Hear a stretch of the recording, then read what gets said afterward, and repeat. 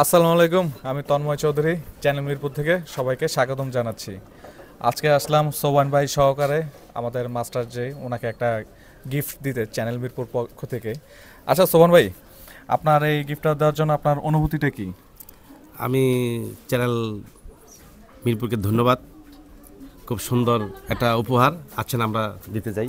আচ্ছা আচ্ছা, চলুন দেরি না করে। স্যার ভালো আছেন? ওয়ালাইকুম আসসালাম, মাশাআল্লাহ।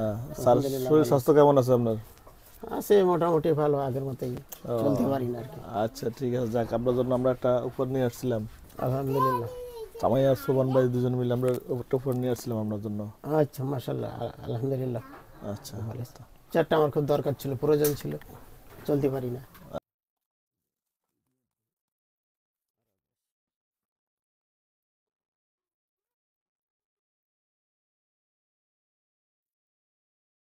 স্যার আমাদের উপহারটা পেয়ে আপনার অনুভূতি কেমন হচ্ছে? আমার খুব ভালো লাগছে।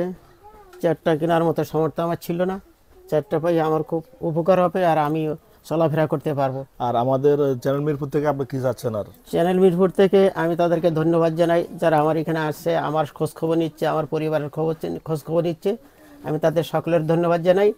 আর আমি খুব আর্থিক সংকটে ভুগছি, যেমন আমার পরিবারের ছেলে মেয়েদের লেখাপড়া করাইতে পারছি না, এবারে এখনও ভর্তি করাইতে পারি নাই।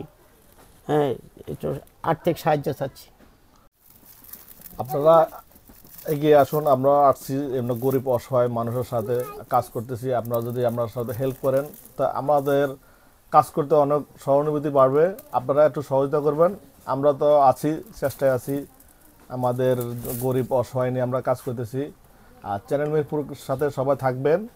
আমাদের সাথে থাকলে উৎসাহ দিলে আমরা কাজ করতে বেশি আগ্রহ থাকবো।